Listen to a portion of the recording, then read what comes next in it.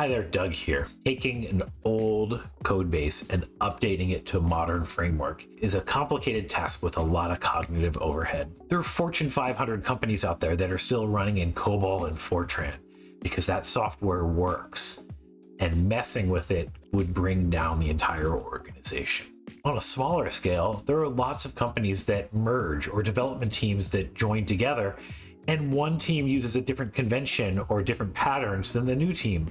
How do you migrate those two code bases to work together in a way so that the team can move forward and push ahead rather than spending months in a migration integrating those two different code bases? Refactoring is hard, and nobody wants to have to do it. Many enterprises have an old machine running in the corner with some expired version of Windows or an ancient version of Linux, but it just works, and nobody wants to mess with that code because Bob wrote that 20 years ago and it works and we don't know how.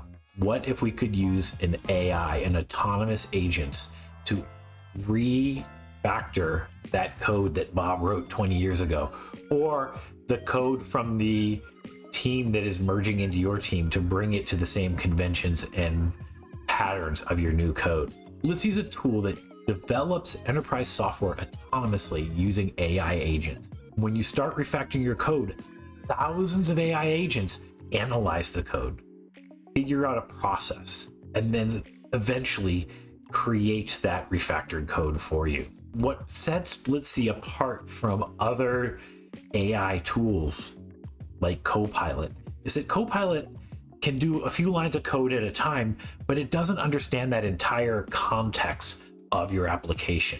Whereas Blitzy can incorporate millions of lines of code. So it's not just working on one library or one function. It's rebuilding the code based on the context of the entire code base. So how would we make that work? For our example, we're going to take a COBOL application.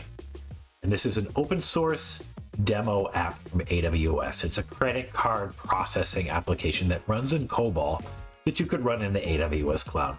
But it's open source, and we're going to take that code, we're going to give it to Blitzy, and we're going to ask Blitzy to turn it into a Java 21 Spring Boot application and see how it does.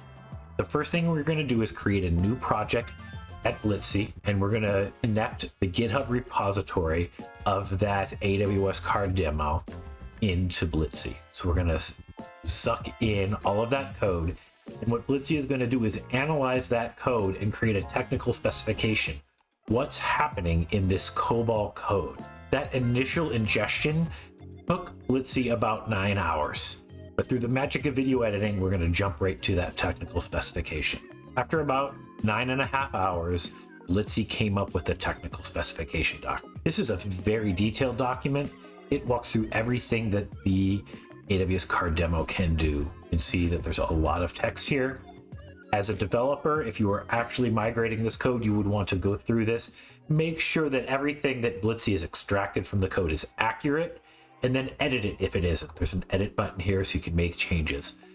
Obviously, when dealing with AIs, the more accurate it is going in, the more accurate results you will have going out.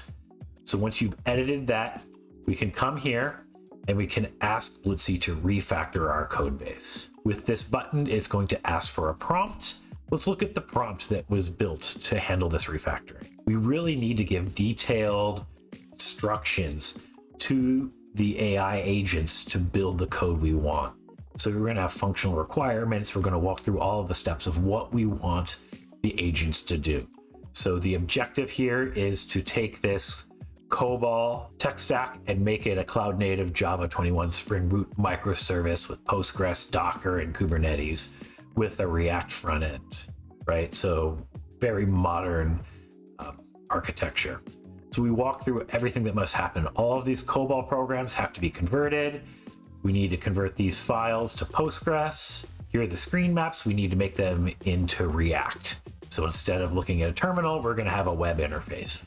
We need to preserve that existing decimal precision. This is a banking app. We can't start changing the numbers around because it needs to still work, and it still needs to work the same way and still give the same results. Don't modify the business logic any more than what you need to do to get it going, right? Don't try to improve the app. We just want this app to go from COBOL to Spring Boot.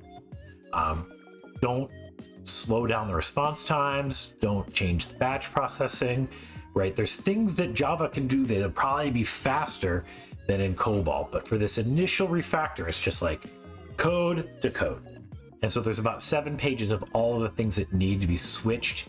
Here's how it was in COBOL. Here's how we want it in Java. Here are the screens that are currently live, and here's how we want it to look in React. Here's where we want to do the batch processing. Very detailed step-by-step specification. Building this here, the development team is telling the AI agents what to build. Once we're happy with this, we can send it to Blitzy. Blitzy will come up with a new technical specification with the updates. Here's the updated technical specification. It took Blitzy about 85 minutes to update the technical specs based on those prompts. You can see chapter 0 is the summary of changes. This is long, right? This is changing everything from into Java from COBOL and how it's going to be implemented. And then in the chapters that were already written of the technical spec, everything in blue is what's changing. And here there's a lot changing because we're going from COBOL to Java. Once we're ready to go, we hit select destination and Blitzy will actually implement this code. Once Blitzy started working, all the agents started doing the work to complete the refactoring that was asked for.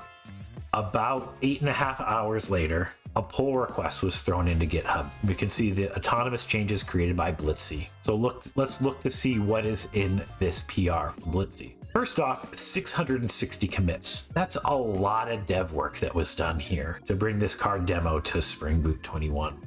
We could look through all of these, but let's just look at the 328 files that were changed. And I'm gonna focus on the project guide. The project guide is the summary of all of the work that Blitzy did. And we can see here that Blitzy is saying it's 95% complete. That's pretty impressive. All the backend microservices, the database, the security, the build and the testing, Docker is all set. The front end, not finished. It's 85% of the way there. The framework is set up, but the components haven't been finished. And then the deployment, it looks like the Kubernetes is ready, but there's no CI/CD set up. Obviously, there's still some work to do, but 95% of this migration was done.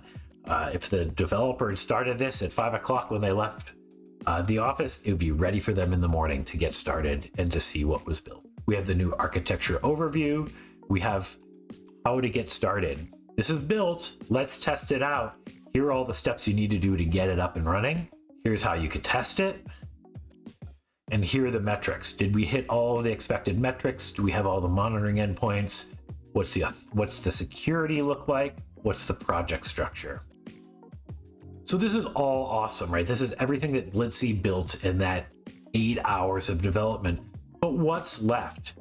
We've got that too. Blitzy is going to tell us what needs to be done remaining. We need to integrate our React components. We need to do a bunch of testing. Production database needs to get set up, and we need CI/CD.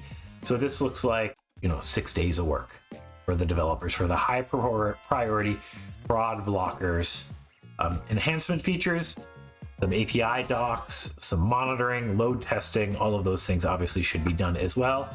Another few days worth of work. And then we have some low priority, some admin UI, some advanced logging.